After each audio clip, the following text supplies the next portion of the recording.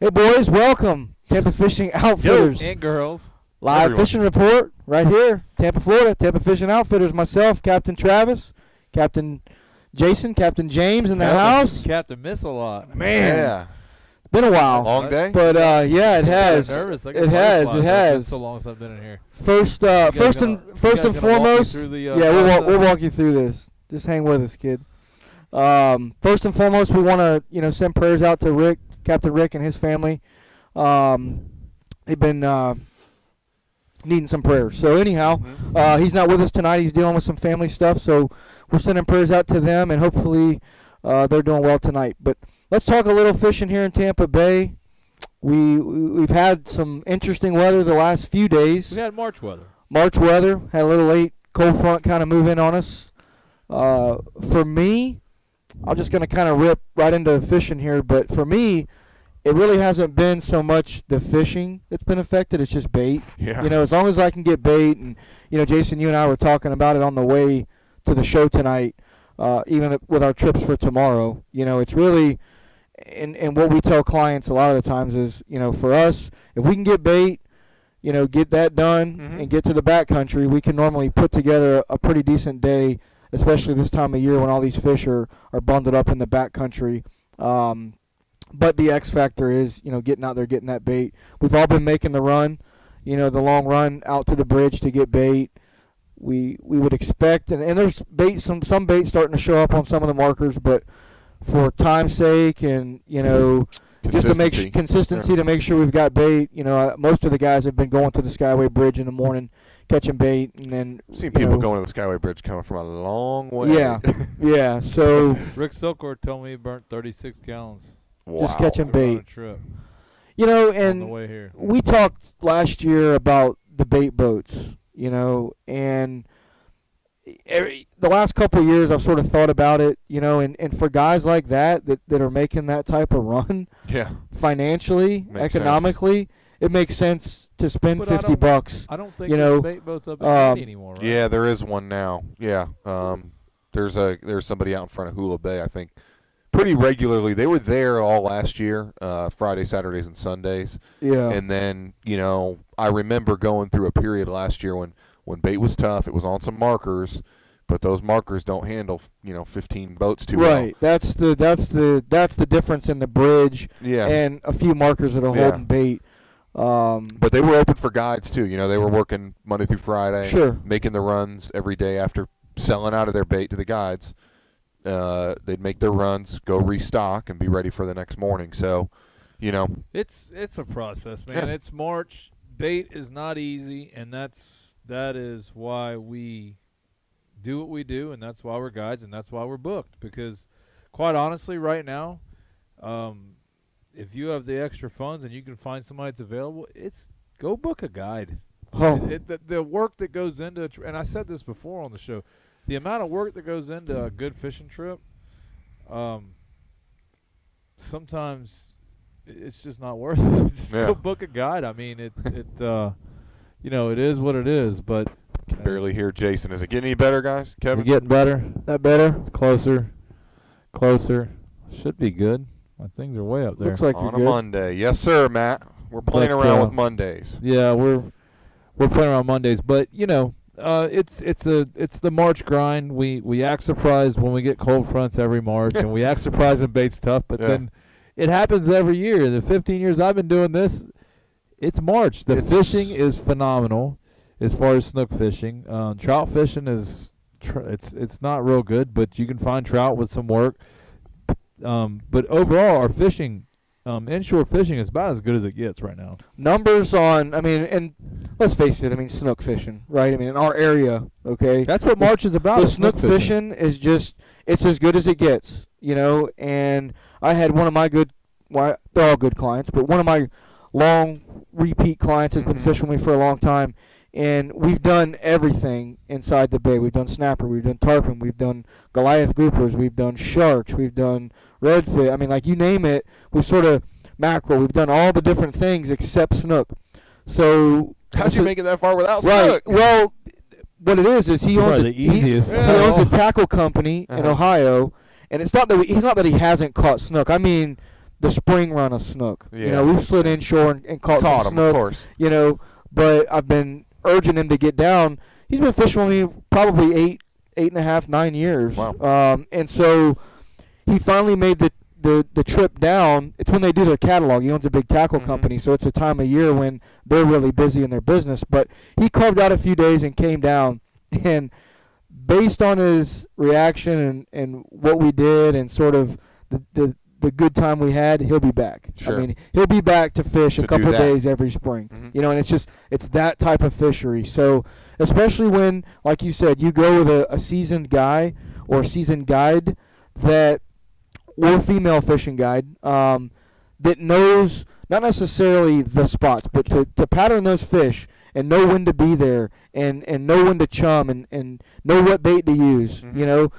I know you've been doing some more cut bait than the live bait around those slack tides, even in the moving tide. But there's just little tricks and techniques that, especially with snook fishing, because they're so predictable at times, that you can really learn a lot and have a great day going with a fishing guide this time of year. Yep. So the trouble is finding one that's open. Right. Absolutely. So yeah, it's a great time of year to fish. It's just you have to deal with the winds and it's stressful for us. Both of us spent probably half the trip here, every bit of 30 minutes on the phone with customers, looking at weather, trying to see, can we squeeze a 4-hour trip in tomorrow. I personally hate waking up at 6 in the morning just to I hate going through the process to cancel. The motions. Yeah, I hate going through the motions to cancel. But that's on us. That's just what we have to do. But I think I'm going to wake up at 7:30, look at it, and see if we can get bait.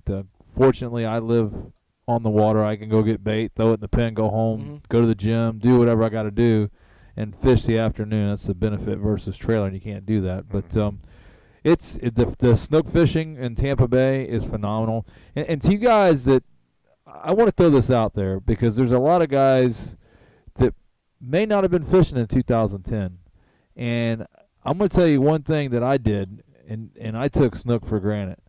And when we lost almost all of our fish in 2010, I tell you what, it was a different. The only thing that was our savior was mackerel, and we had one heck of a trout run. Mm-hmm. We caught a lot of big trout, and it was easy. And red fishing wasn't that bad. Right. It was a big compliment. And if you remember, there was a lot of focus that went right towards redfish during and trout. Yeah. That snook downfall, I'll say. A lot of guys started chasing those redfish schools and started to do a lot more red fishing in that interim, and I saw it come because we were tournament fishing, and believe it or not, the rec anglers in general really didn't target redfish like a seasoned, like they do today, like a seasoned guide or a tournament guy or something like that. and it was really a lot of attention that got put towards redfish back in that time. Yeah, too. because we did not have. I remember catching snook in Bishop's Harbor, catching like 2 or 3 on a trip, and the ones I did catch, they looked half dead, anorexic, like right. they were bones. You can see their bones, like they just. It was bad times, and there's probably a lot of people that, because fishing has exploded in the last 9 years, the market. So there's probably quite a bit of people that didn't go through that process, or well, the red tide happened last year, but prior to that, 05, we had a horrible red tide. So don't take the snook fishing we have for granted. I know I don't. When I catch 50 snook in a day, or I catch quality fish, I appreciate it that much more, because it's so essential to our business right now. People come a lot. We catch a 20-inch snook, like, what's the big deal? Well, the big deal is people come from all over the United States, and they come right here to snook fish. You can't catch them really. You do get them north of here, and you typically, like, not in numbers. It's kind of off the beaten path. My clients that seem to come from northern states, that's the fish they talk about and want to target the most, and that's the one that their friends talk about. Like, oh, have you ever been down there and caught a snook? I always thought, I guess before I got heavy into the business, that it'd be tarpon is the one, but it seems I get more of those customers that are interested in snook, getting their line cider. Yeah. So, yeah, you're right, though. It's essential. It's a unique fish, and I talk about it a lot with my customers, especially this time of year. Like the history of them? Yeah, how unique this fish is, because a lot of people that aren't from our area, and even people from our area, don't realize, in the grand scheme of things, how special and unique that fish is to our area. Not only that, but the numbers of fish we have, because of our estuary.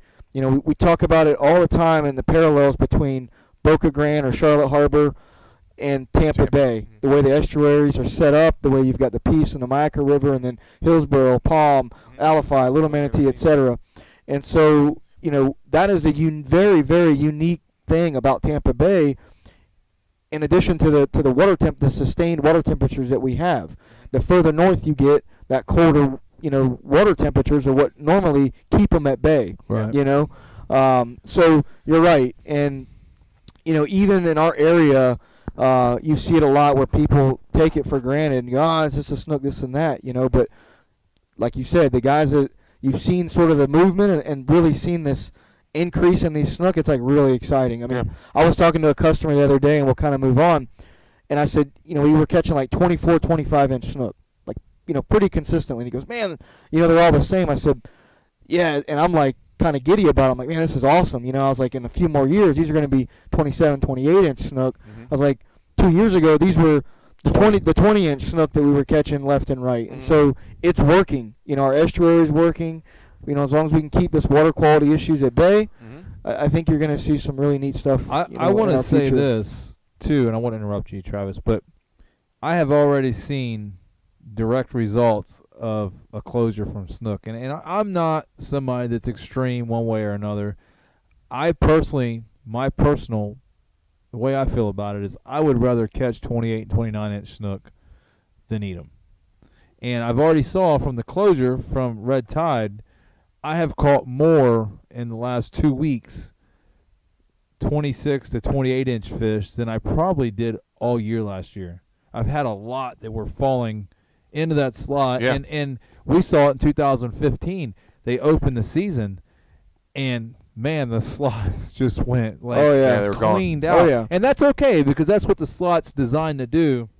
But if you're a fisherman, that's okay, you like to eat fish, that's cool, but if you're a sportsman, how can you not say I wouldn't rather catch that 29-inch snook when he's 30 or 31 the next year? Not saying that they need to leave snook season closed. I'm not trying to be extreme, but I do like the fact that I can go out, because what happens is you get to that 33, 34-inch range, Travis, and we all know them fish really get picky. We catch them. But you can if you have a bunch of 29-inch fish, you have a bunch of 34-inch fish, you're going to catch them 29-inch fish on a way more regular basis on charters. Yeah. And just fishing in general. So it's kind of nice to get some decent fish versus the 21-inch fish on normal on trips. Today we had quite a few that were like 25 and a half. Yeah. Like, You didn't catch them fish last year. And I know we talked about this. We touched on it once before when, we probably all have them. There's a certain group of clients that we're used to taking out around this time of year. And I know I have a couple of those groups that have said, like, it's just different this year. Like a 25-inch fish and a 20-inch fish. The 25 is a lot of fun for somebody who's got you get some drag put on. There's a little drag. You got to get them out of the trees. Yeah. And how many times? And I kind of base it on this, but how many times have you been sitting in the back of the boat, picking the well or whatever, and all of a sudden you start hearing drag, and you're like, oh, that's a good one. That's a good one. Yeah. And about smokes the guy, and it comes up and it's a 25 26-inch fish. And you're like, dang, man. Yeah. So it's working, but they're also healthier. That 25-inch fish. Even when you caught him 3 or 4 years ago, he was a snake. Now these fish are really starting to pack on some weight. They got shoulders for sure. They're definitely starting to beef up, and they're looking like a lot healthier fish coming out of the gate. I'm looking forward to, and my biggest challenge for me, and I know Travis, you've done decent with the trout. I really hadn't focused on them a whole lot. I've stayed away from them. But getting fish for people to bring home has been a challenge for me. I haven't done a lot of mackerel fishing yet, and we really hadn't been able to. It's been so windy. Yeah.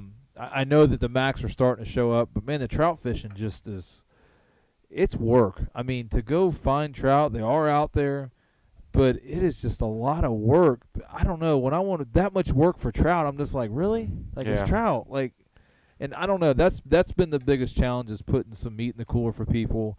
And I try to educate them. It's hard to tell out-of-towners, though, like, well, we can't keep snook and we catch 50 in a 4-hour trip. Yeah. It's like, how many times out of those 50 was the question asked, can we keep this one? Yeah. It's the same fish. Can we keep this one? No. If it's got a stripe, we can't keep it. But, that's all right, good deal, part of the game. But, the fishing's been great. Everything else is a grind. And it's no different than every other March. Actually, think back to last year. We had 59-degree water temperature second week of March when we had them cold front. Yeah, and what I was going to say too is, don't pack your winter stuff away just yet, because history shows that, here in a couple of weeks we're probably going to have another one. At least get a good blow. Maybe not a cold front, but we're going to get a good blow between now and the middle of April. And then when the Kingfish tournament starts, it's going to blow every weekend. That's just by rule. Right. I have yet to cancel a charter for March, so I'm expecting to. It's going to happen. We're going to cancel a few. We might have to cancel one tomorrow. Yeah. But the fact that I have yet to cancel a trip, we canceled. The second week, we canceled at least 3 of them last year. Yeah, a big block of them. I remember there was a solid week where the nice thing is, like we said, we've been fortunate enough to have the ability to get out and get bait in the morning. Yeah. That's what it comes down to. We can go fish with shrimp. Yeah, we can go fish with some cut bait. But the difference maker right now is having that live well full of white bait, especially in our area, because that bait just hasn't showed up. When that bait starts to show up and these fish start naturally feeding on these bait schools, it's not that it's not going to be effective, because it still will, but you will see a difference in chumming and the activity on these fish when they're naturally feeding, on bait. Right now we're bringing it to them. And so, getting that tide right and getting in those areas right, you can really put on some just epic fishing if you get it right with that live bait. So that's been the key for me anyway. Yeah, I've made some really good clients over the years in March. I really have. Just hitting numbers. We all have. It's you really. It's the time. And it comes once you get paid. It comes. If you know what you're doing, it comes pretty easy this time of year. I mean, it's well, and that's the nice thing. And I talked on here last time I was on. I think I missed last week, but about getting off that beaten path. Not just sticking to the same road. This is the time of year when, and that's why we talk about go with a guy that's been around a little bit, because, some of these areas are starting to get choked up. Some of these fish are starting to get beat down. Yeah, there's fish there, but, you slide in there, you catch a few fish, and as you're coming out, the next guy's coming in. Mm-hmm. And so, there's enough fish to be able to kind of work outside that pack. Expand these fish are starting to move away, and you'll find, some better bites outside of the beaten road, and that's one of the things we've been doing. Starting to see some guys poking around in some of the areas that I've been fishing, and so it won't be long, and I'll be, keeping on moving. But that's sort of, and I always try to tell people that, because if you're a spot fisherman, at some point your spot's going to dry up. Yeah. Learn doesn't matter where why the fish are there, what they're doing, and use that spot as a model to go Mhm. find something else. Yeah. And it's really not that difficult. You just got to put your mind to it. Sure. You have to look at if you have a good day, look at the situation and why was that. Don't just say I had a good day. Figure Right. out why it was good and what made it good and was it income, was it outgoing tide, was water temperature. I mean, it's not there's a lot of stuff that goes into the factor, but it's really, if you simplify it about 3 or 4 things, you can figure it out. And then just time on the water. I mean, it's really not rocket science. It's just putting your time in, and we get a little bit of an edge. I mean, let's face it. If I was off for the weekend, I can say, Travis, what was going on. You say, all right, well, this is what we got. Water temperature, this, blah blah blah. So we do have an edge because we have people to lean on. But for the most part, I can make adjustments pretty easy and make it happen. But like today, we had some adjustments. And you're in the same situation for me. Where I've been fishing, I couldn't get to. I really needed the tunnel hard day this morning, minus getting bait, but I couldn't get there. And I told the guy, I said, well, we got land showing. So we caught some snook in the first. I wasn't even sure I was going to be because we went to kind of a popular spot. But it was good. And I ended up going up in the river, finishing off. And I knew that it's kind of late. The snook aren't real thick in there, but we was trying to get some smaller reds. And we ended up getting some trout and got some snook. So we adjusted accordingly. What was weird about the day, tide went from really low to really high really fast. I don't know if you noticed that. No, when I called you, and that was sort of one of the things I was trying to kind of play out, was the first part of that tide has been really good. Yeah. I mean, the first hour that water starts moving in, the fish have really fired off. I mean, fish that are sitting there, you can dump a bat full of chum on them, and you'll get one popping here and there. But the second that water started moving, they really fired off on that live bait, and I sort of hit it just right. When I came in there when you were fishing, and they fired off really well, and I would kind of use that as a guiding point because I know my next spot's 30 minutes off and then 30 minutes off, and you kind of play that tide. So for 3 hours we sort of caught the same tide. Matter of fact, in our last spot we got there, and I was like, oh, we're a little early, with trout area. And we started fishing a little bit. So let's just throw some single baits out. In about 15 minutes, I threw a bat of chum, and where these guys had corks floating around, I mean, the trout started firing off, and we proceeded to catch quite a few trout. But that's been sort of a key, especially with the live bait that I've noticed. If on that slower tide, that water's not moving, more of the cut bait style, those fish are just kind of lazy. But the second that water starts moving, it seems like they really turn on to the live bait. So. Yeah, it's been sort of one of the things we've been doing. Yeah, it's today was a little different for sure. That wind was honking, the tide was lower. But you just look at what you got. If you see the bar, you're like, well, I can't get in there. So you know right. But right. I had dropped off my morning trip, and the tide looked. I probably could have gotten some areas, but I got a new boat too, so I'm still. I knew what my 26 would do, and the 25 that I got will do every bit of it as far as running shallow. But I'm still just getting used to it a little bit. But when I picked up and I came back out, it went 30 minutes later. The tide was really high. Oh, yeah. I'm like, what the heck just happened? Once it moved, it moved. Well, I think that wind had died off a little bit, and then the tide was rushing in, so it was like the perfect storm. But both trips produced plenty of fish, and it was a good day, considering the weather we had too. So. You've been talking about the meat in the cooler, not to switch it up, but we had that trip. I think it was like a week ago, wasn't it? Yeah. Where that was our goal. Right. They were fish fry folks come in, big church group that we've had for several years now as a group, and they want to keep some fish. Yeah. That's a part of it. So it was Rick and Travis and I, and like you said, you've been working too hard for trout, and that week I'd been fishing. I was going through the same thing. I was getting them here and there, but if you have a 4-hour window for 4 people to fill it up, I was like, you know what, let's go snapper fish. And for me, that's been something I've consistently been doing based on the location I've been running out of. And this is probably, for quality size snapper inside the bay throughout the winter, for me, it's been a better season for that. So I've been doing a lot of that, snapper fishing. And throughout that snapper fishing, getting some big sheep's head. So if you don't want to go beat on the trout, but you do want to put some meat in there, I can tell you right now, if you've got some good rock piles inside the bay, that are a little deeper water. That's one thing I will say is they do want to be deeper, it seems. The snapper are willing to cooperate, and for them, most days they're preferring the shrimp. Shrimp For over sure. the greenbacks and whitebait. Now, that particular day I fished with you guys, we had those sardines at the bridge, and I was like, let me keep a bucket of those. So I threw I'm sorry, it was the day before. I kept it a bucket of the sardines and used them as chum. The Spanish sardines, the snapper were fired off on the dead sardines, man. So those Spanish sardines, there's some kind of oil or they're just they're a really good stinky bait. I wish, it's funny. We talked about this a couple years ago. I mean, I had some days where, I mean, I depleted the population of Spanish sardines. You did your part.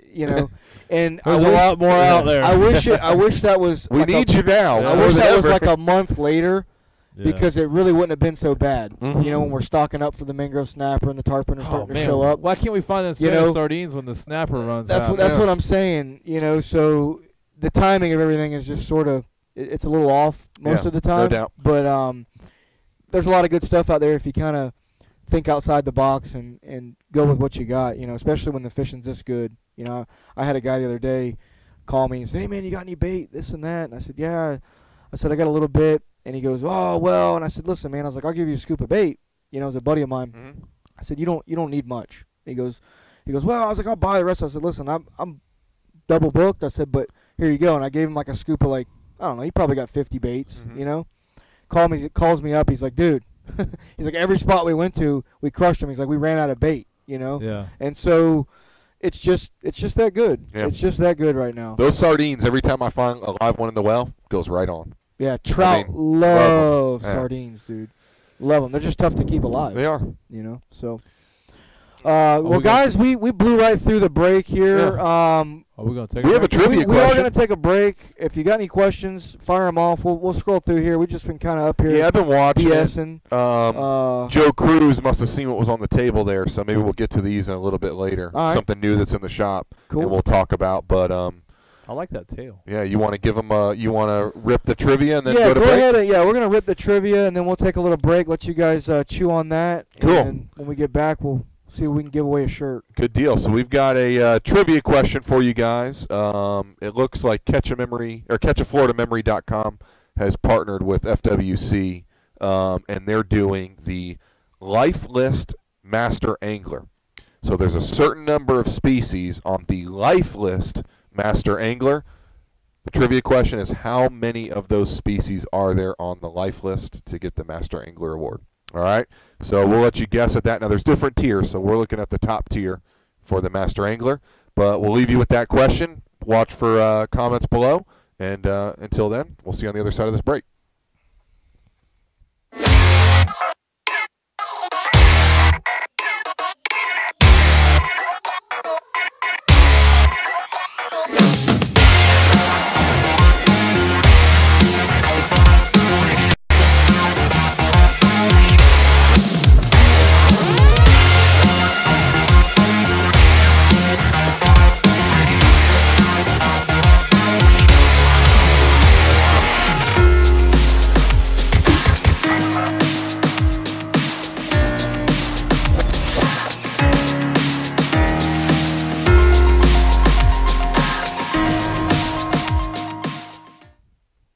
All right, ladies and gents. Rick wasn't here with the normal trivia question, so you guys got that one pretty quick. I was scrambling for that one. Rick, we need you, bro. We need you to come a little more correct. So, Ken Mercer, you're the winner, buddy. You got 70.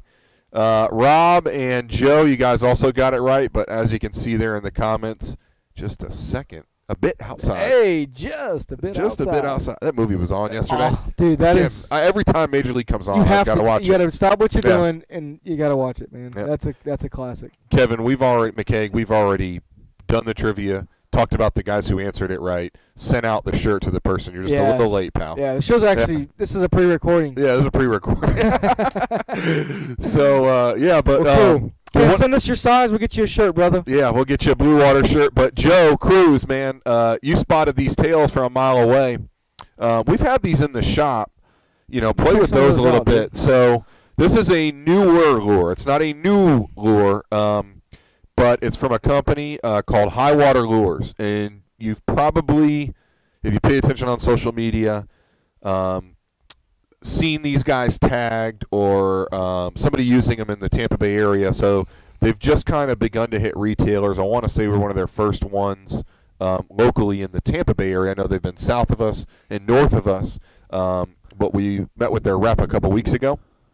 Dropped off some samples. People fished them in the shop. Kind of a unique profile. They really do. I don't know if you guys can see that. I'll try to get a little shot. So slide in there. their deal is Like, see how vibration. They want their mission is to get the tail the most vibration they possibly can. Let's see on this one. It's got like a funny. It's not like your typical shape. Well, that's not going to do it either. I'm trying to show them the shape of it. I think they can there see you it. Go. Can you see it? Yeah. It's got like a funny. You know what I mean? It's not flat. Yeah. So, for a guy like I'm a flutter guy. Yep. So I like to, jig it real hard one time, pop it up off the bottom, and let that bait flutter down. Yeah. And that's one of the reasons why the paddle tail sort of exists, is for that flutter action. Yeah. And that's kind of interesting. I wonder what those little cavities in the side of the body this do year. to the So vibration. one thing I'll tell you about these baits is I've never seen a soft plastic rig so easy on a jig head. Mm-hmm. He says it's because of that.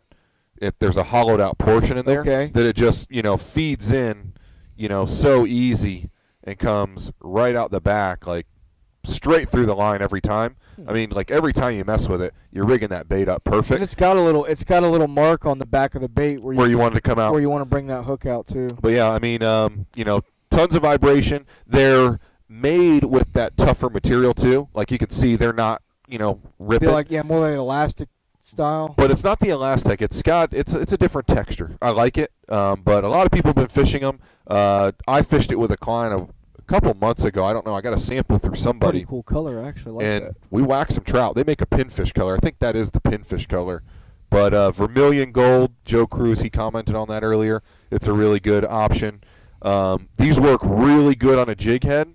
We've got a dozen colors or so, and we've got some custom jig heads they're making that come with them. That the difference in this jig head compared to everything out there is the profile, right? So that profile looks pretty similar to probably what you've seen. The white one tells the story a little bit better, but it looks kind of just like your regular DOA, the jig heads you're used to seeing.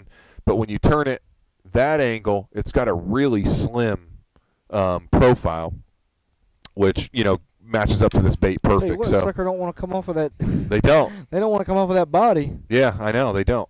But so they hold it really well. So it's a good bait. It's a good price, and I think you get a dozen per pack, so they last you pretty well. But everyone that's come in and got They them, got some scent in them too. Yeah, they do. Like an anise oil or something. Yep. No, You all up in that. Come on, son. some of that. Jesus. Some of that, boy. The You about to anise eat oil, that? Like yeah. a redfish up in here, son. Yeah. Smelling So some good. they were working pretty good, man. I'd say we whacked You trout. blowing down on it? You get that in your Start crushers. Start tailing. My water works great too. Oh God! See, you guys are way too serious while I'm gone. Thanks, Ken. Okay, so yeah, Ken, yeah, that's the high water lures. But yeah, check them out. There's something new here. We meant to get to them, I think, last week, but we just couldn't get up. But they've been killing trout, man. Whenever Nice. whenever we're going between spots, I'll usually have a couple baits rigged up. And There's so many different options when for the soft plastic guy. And the interesting thing that to me is that these companies can still find something to tweak a subtle and variation. play with it. Yeah. For just little nuances. I mean, I'm sort of like you can't teach an old dog new tricks. Once you get Once you get confident once you with get in something, your it's hard to stuff, leave out. it is hard. But I tell you, a place that's really cool to go try baits is Louisiana. Yeah.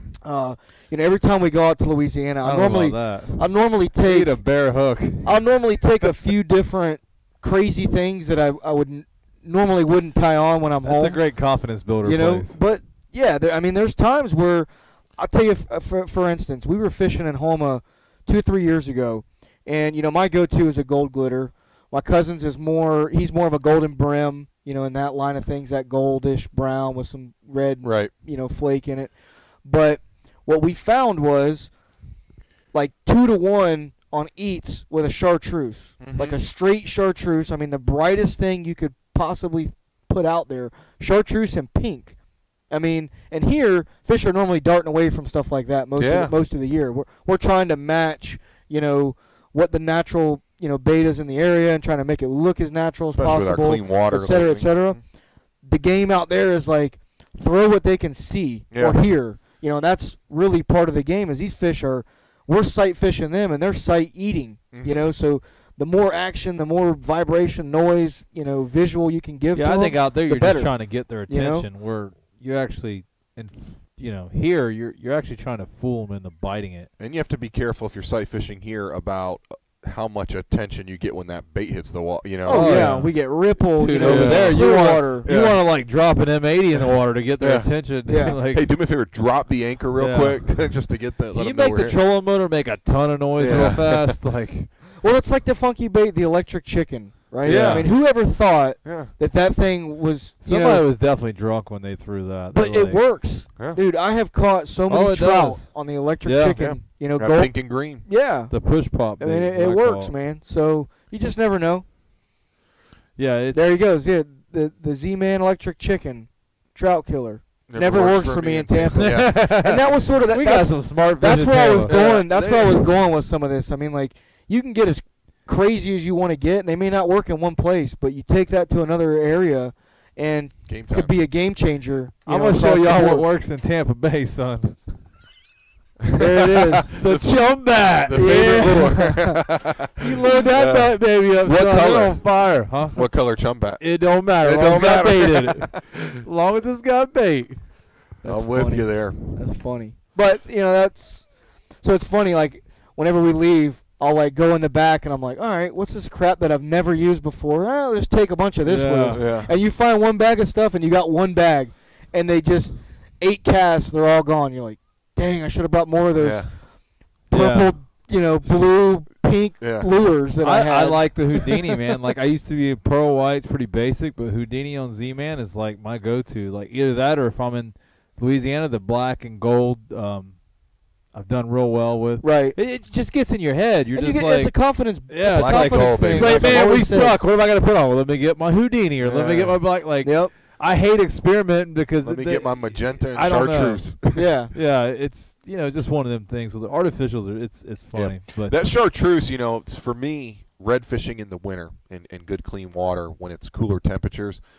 I don't know where I heard it first, but somebody always told me that the red fish when it's cool, they're attracted to that chartreuse. The trout when it's cool, they're attracted to the pink. And that's just something that's always been in the back of my head. Think pink is always a big one if you're an artificial guy for the wintertime. For me, I learned some stuff from a couple guys that I used to fish with down in Punta Gorda over the years, or Charlotte Harbor in general.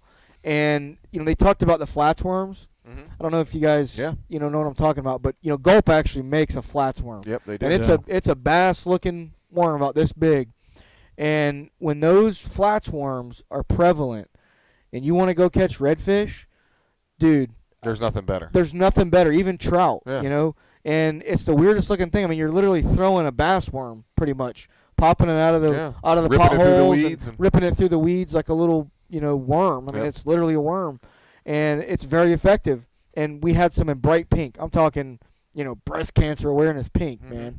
And it was like you could throw a black one or a red one, and you wouldn't get a strike. And the guy could throw right behind you with that pink, worm, and it was like instant every time. Yeah. So it can make a difference. Yeah, artificials. It's just it's trial and error. Yeah. There's sometimes in Louisiana where everything you throw is going to work. Right.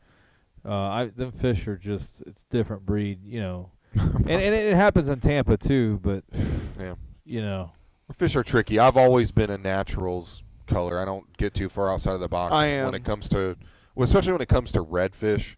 I'm typically just something with gold in it and either green, black, or some other color to mix back. I'm typically grabbing the chum bat, make it rain. I'll tell you something that I've been doing, or that I've had tied on for probably the last at least 3 weeks since I've really been doing a lot of live heavy chum and bait, and is a miridine. And I've got one rod that always has a miridine tied onto it. And what I've been able to do is, some of these fish, particularly redfish and even some of the bigger trout, they're not bundled up in an area like these snook.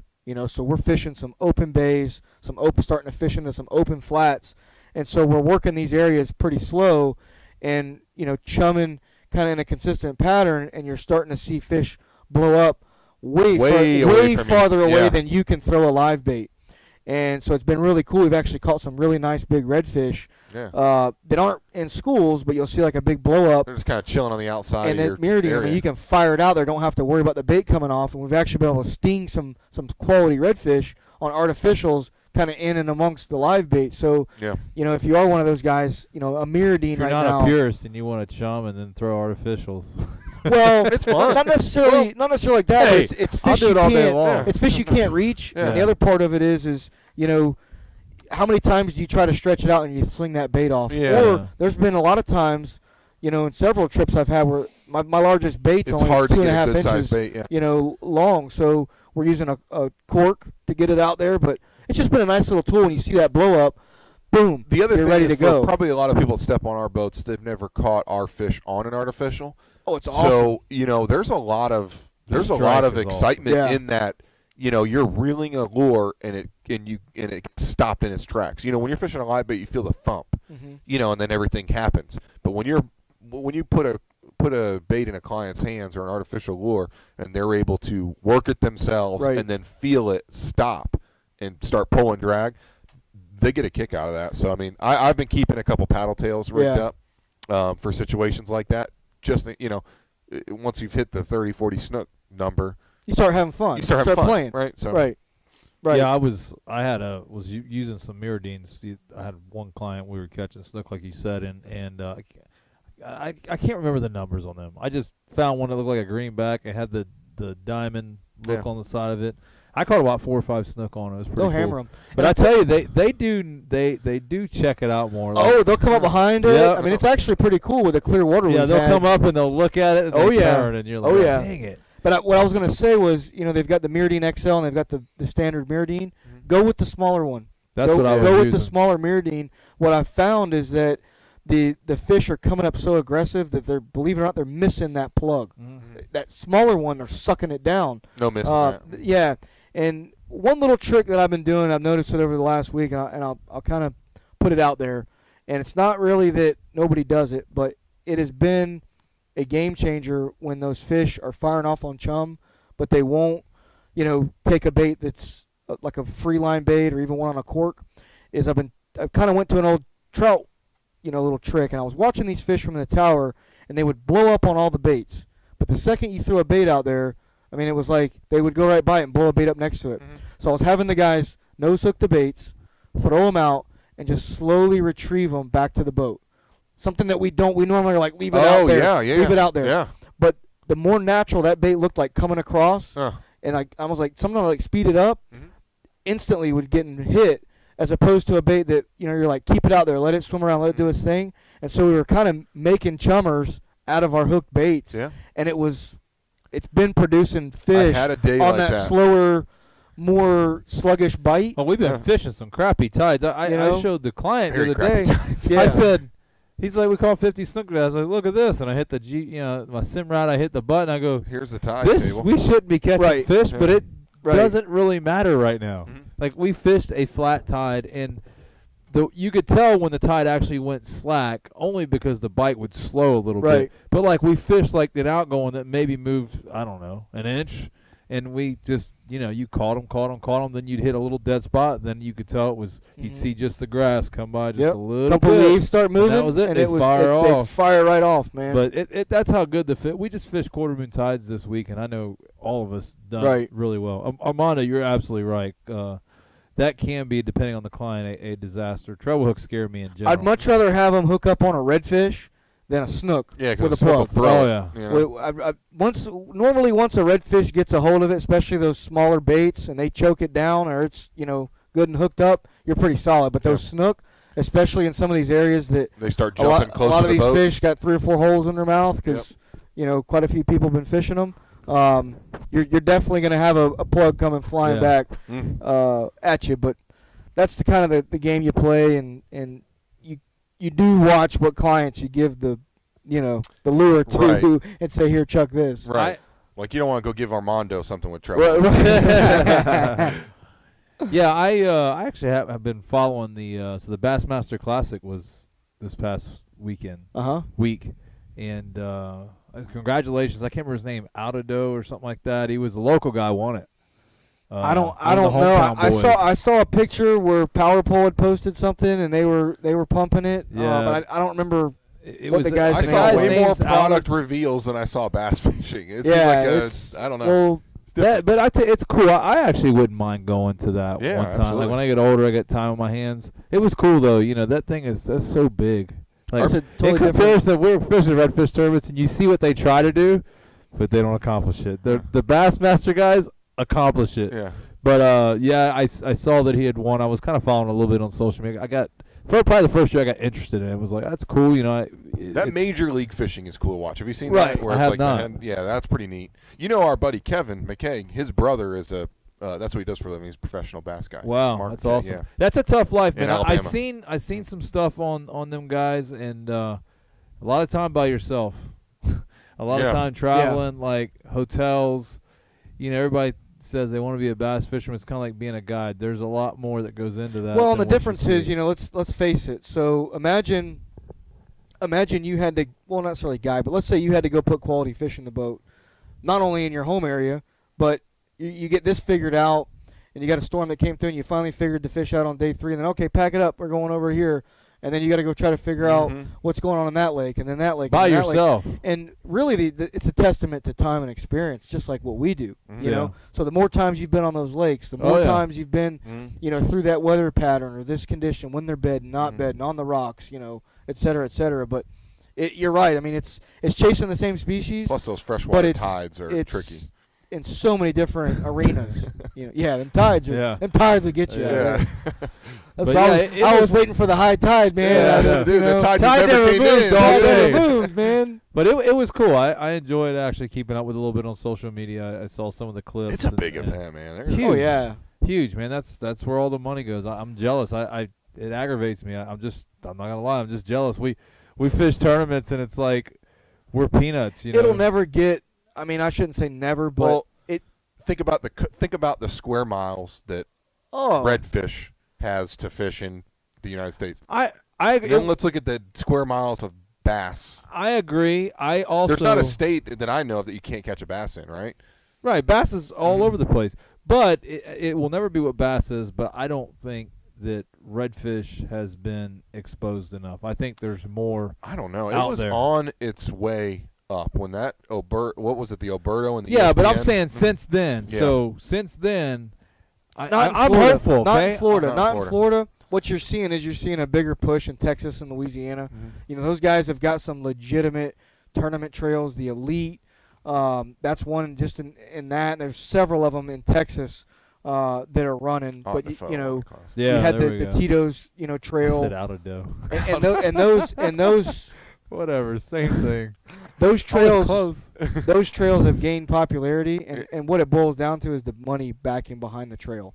You know, once the sponsors and once the manufacturers get involved and see a benefit to putting some money into it, in my opinion, that's where it really goes to the next level. Well, they're gonna have somebody step up to the plate and be willing to lose to see the big picture. Well, and you've got several different issues. One on redfish is closed right now. Well, right, that we face. What are you going to do? And saltwater fishing is, oceans and water quality, and not that bass guys don't, but think of the arena they got to play in. Yeah. We've got a very limited arena, according to where we can go target these fish. I'm hopeful, Travis. Not to mention, advocacy that people that are against it too. So it's a tough call. But I definitely think that there will be. I think there's room to there's room there, and I don't think it's going anywhere. I honestly think it's going to be a while before Florida catches up with what's going on, in Texas. Which makes not a whole lot of sense to me because we're the fishing capital of the world. You would think if you didn't know anything about anything, you would say Florida's where it's at. I mean, you know what I'm saying? But just because when you think saltwater fishing, Louisiana is great, don't get me wrong. But if you ask the average Joe, what do you think about saltwater? Where would you go saltwater fishing? They're going to say Florida, but just because. I'm not saying that. I think Louisiana red fishing is way better. Oh, it is. But if you ask the average Joe, they're going to say Florida just because we're so versatile on our fishery, and it's all over, and we're Well, surrounded and by water. Armando has a good point there too. We travel to Texas and Louisiana to go fish. How many teams from Texas and Louisiana Bring 'em. come here Bring 'em. to fish in our tournaments? We should give them a don't. handicap. Well, probably know, because give after them they do it some- once, they're like, I'm never doing that Yeah. again. Right. No, So if you Kind of like I feel after some local redfish tournaments. point being is I think our fishery What's up, James? has some rebuilding to do Oh, for before sure. it could even sustain a legitimate, Series. series tournament trail. Not to mention the frequency of the Um, tournaments that go on in Louisiana. right, to where people want to invest the time because Yeah. they think like they got a shot to do something well. But anyhow, I'm Speaking hoping, of man. tournaments, speaking of tournaments, I'm going to take this into something I've been participating in for many, many, many, many years. I don't know how many exactly now, but a great many. And that's the Tighten the Drag event, which most of you guys, I think that comment, probably have already fished this or know about it. But it's a local tournament that's been going on for a number of years. what's up, It's James? benefiting spinal cord injuries, supporting the quality of life for those with spinal cord injuries. I mean, there's so many people that get involved in it, but it's really cool to see some of those folks who are going through life, with these type of injuries, get out on the water and fish. And I'm going to be fishing in the guided division for Sheila. She's got a group that I'm going to be taking out to try and get that slam. While I've typically fished it for fun, this is probably, to me, one of the more exciting, more competitive tournaments in its style, these slam photo and release tournaments. Sure. There are a ton of bragging rights. There are some teams that regularly put up a 90-inch slam. So it's a lot of fun. It's only $250 to get in as a team, $60 for a single. Tons of prizes, guys. Tampa Fishing Outfitters is sponsoring the big fish category. So the big fish for each trout, redfish, and snook is going to get a gift card to the store, a big gift card to the store. But it's just a really good cause, and it's a lot of fun. And it's in an area right now where the bite's on fire. So we're running out of the Magnuson Hotel. Saturday, March 23rd is the date of the event. There is a mandatory captain's meeting, though, Friday night at the hotel that somebody from your team has to be at. So if you're going to get signed up, which I encourage you to do, somebody's got to be there Friday. You're going to get a badass Check-It stick custom-made for this tournament, where it's like a 45-inch custom-made Check-It stick, like the ones they use in the You get to redfish keep it? tournaments. You can keep it. You have to put down a deposit, and if you want to keep it, it's like $30. Oh man. The redfish stick like this would probably Yeah. cost you $60-$70 if you went out to get it. So I actually did keep last year's, and I keep it in the long fish box on that Pathfinder. Fits perfectly in the long box. It's got a curve to it, but that's just one of the things you One can of these do. days you'll get to stretch. You get to One use of these days all I of get that to use thing. all of it. Huh? But Typically stay within the 20-inch range. yeah, It's like I got the Magnum, bro. I got the Magnum. You can't even see the You 20 got inch Magnums number up there anymore. or what? You Huh? can't even see the 20 inch. I've worn You it can't out. fill no Magnum. But if you guys want some information, guys, get with Sheila. She's running the Oh, event. She's God. awesome. But you can go to www.tightenthedragfoundation.org. You can email info@tightenthedragfoundation.org, or just get on Facebook. Search Tighten the Drag. I mean, it's everywhere. They do a March tournament and a September tournament every year, so like a spring and fall. And it is a part. James is definitely right about that. My clients, I got in touch with them for the first time today, and they said, "Are you going to be at the captain's meeting?" I said, "I don't know yet. I haven't decided if I want to show up on time Saturday morning yet or not." So, but they're going to be there. But he's right, man. It's and the party afterwards too. I mean, there's just so many local businesses involved. The folks I'm taking out are a main sponsor of the tournament, and they actually make some of the products, the ramps. For these people to make, I everyday life donated a easier. trip. I donated a trip to Sheila, the very first one they did. Mm-hmm. I did a silent auction trip for them, and some really nice people won it. I've unfortunately, when they do this tournament, it's every year. So busy. I'm pretty much booked before the dates come out, but it's just a tough time for us. But no, it's definitely a good time, man. And like you said, there's gonna bring some heat. Coming in. And the fish are here. Yeah. Those fish are here. So it would not surprise me if somebody could put 100 inches, 100 inches, yeah. on that board. It's I think last year was tough. I think it was in the 80s The trout's going to be your X factor. The trout is on definitely this the X factor. I'm feeling pretty good. If I get my redfish to cooperate, I'm feeling pretty good. But yeah, you never know. I mean, this is one of those tournaments, guys. Get out. You can start at midnight. Mm-hmm. So if you're in the open division, not in the guided division or the kayak division, you can start at midnight. And the group that normally hires me to go out, they're about it. That's what they want to do. I mean, it's 12 to 3. It's hardcore fishing. Man, that's awesome. Glad I get to sleep in and pick I can them tell up you this year. But I can tell you that the bigger trout that I've been catching are on the bigger baits, and we've been 100%. catching bigger trout. Right in when we're catching trout, I'm finding the biggest white bait I can find in the well, and I'm throwing it out there, and we're culling out those bigger fish. Outside of that, the open flats, the sandbars. I mean, like the open stuff. There's a lot of big, lonely roamers, and if you find the mullet, those bigger trout are not far away from the mullet. We've caught several fish this year already. You know, I bet we've got 8 or 9 that are over the 22, 23. Yeah. You know, we've been catching some nice fish. So that is what we're looking for. The guys that are eating don't like to see that, but it's been nice. I've released like a lot of 21, 22-inch trout. It has been nice. So look it up, guys. But I encourage you, man. It's a lot of fun. So before we go, I wanted to throw a shout out. I've been dealing with getting a new boat, and there was a lot of people involved in that. Family boating. I got the new 25. Mercury, family boating, Rodan. Who am I forgetting? Loadmaster. All these guys kind of Power pole. Simrad. There we go. Simrad. Blue water gear. But so got a new boat. A lot of people put it together. They can see us here, so they don't. We're not radio anymore. Oh yeah. We can't help you. It's okay. You're almost done. Anyhow, here it comes. Alpha Marine. Because it got down to the crunch. I picked this boat up, and I had to get the motor hung here, and it was a cluster. Alpha got something the motor I want no part of. It's not that bad if you stretch them, but the last two have seen the kind of run over. It's been quite a cluster, but. Thanks, Alpha. Well, the new boat looks good, man. I can say that. It's a you know, sharp it came out good. I like the haze gray. Mm-hmm.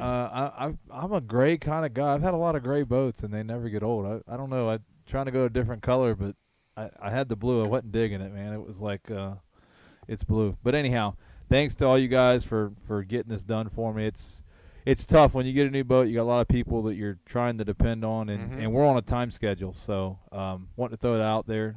Loving the new boat. The 25, if you guys, there's a boat show this weekend too, 23rd, this weekend, 23rd, 24th, whatever it is, at, I think, Raymond James. I know Family Boat they should have a 25 on display. If you have not checked out the 25, it is, I missed my 26 for the size, but the layout on that thing is probably the most well thought out boat. I really like it. They used every inch of space on that thing. The compartments, it's a pretty sweet layout. But they should have some at the boat show this weekend. If you guys are in the market for a boat, there's going to be a ton of them there. As far as deals, I don't know if there's deals on boats anymore. There's no such thing as a deal on a boat. Yeah, the deal is your checkbook. Yeah. But that's a pretty serious trout there. You know, John, I am jealous about that. I like catching big trout. You know, it's funny because there's a lot of guys, 24, 25 inch, whatever. That's something I enjoy doing. I really like catching those big trout. And, you know, these guys got it made. East Coast Florida and Texas, Louisiana. They get some when they get the big ones, they got the big ones. Keaton in the fly shop has a picture with like a 30-inch trout from the lagoon. They're just with a fly he tied hanging out of his mouth. Ridiculous. Like I've gotten a 29 in Tampa Bay. It's the biggest. Our biggest was real 28 and 3. We won. They actually won the Hooked on Hope with it. I don't know, several years ago. Those trout that feel like redfish. Yeah, and you hold them like you're holding a noodle. Yeah. You can't even hold them. You can't even hold them. But we released them too. I was glad to say that. Guys, we're going to get out of here. We appreciate you joining us for another hour. Real quick, I want to mention that we are going to move the show to Monday nights. Let us know how you feel about that. You know, this is, you know, a show for you guys. So if we get everybody saying, "Oh, Monday's no good," and we don't like it Monday, then we'll move it around. But we feel like Monday's a good day for us as charter captains. We also feel like it's a good way to, you know, sort of forecast the week for you and, you know, recap the weekend and give you a nice little weekly report kind of at the beginning of the week. So we're planning on moving the show to Mondays. We've got some, you know, marketing and some stuff coming out soon. Very soon. Some big news. And we'll launch all that with that. But we're going to be here Monday nights for you guys for an hour. Still 7 p.m. 7 p.m. to 8 p.m. Monday nights. Let us know if you like that, and we'll keep it rolling. But Dun, in the dun, dun, dun. yeah. The Monday night, is that Monday Night Football? Oh, you got to sing that every week though. Dun, dun, dun, dun. I don't do it very well. Well, guys, we're gonna get out of here. Pretty If bad. you want to do Pretty some bad. fishing, if you do want to do some fishing, Don't give quit us a your day call. job. Even if we're booked, I've been telling my clients and people that I run into, even if I'm booked, give me the opportunity to get you on a boat. There's a lot of guys out there running right now, whether they're not credentialed or, picking up trips. Yeah, there's a and, lot of we want to make sure that you get on a good boat. We want your charter fishing experience in Tampa Bay to be a good one. So, fall back on some of these guys. We've got several, fishing charter captains that are either, can take an extra trip or afternoon, morning, whatever, fill the schedule. And we'd love to get you on a quality boat in Tampa Bay. So you can give me a call at 813-830-3474 or visit my website at www.fishbyinstinct.com. And myself, Jason, James, one of us can get you on a good boat and make sure you have a quality day on the water. Go ahead and give me your information, Jay. 813-727-9890, steadyactionfishingcharters.com. There you go. Before we talk about local knowledge, we got to give a shout out to Real Simple Fishing Adventures. Our boy Rick Liles, who we're holding it down for. Yep. 601. Everyone's book. Catfish. James is Hey, there. them catfish eat good, bro. Captain Them Catfish. catfish eat Got him good, man. going. Them catfish eat good. All right, y'all have a good week. We'll see you next Monday. Take care, guys. All right.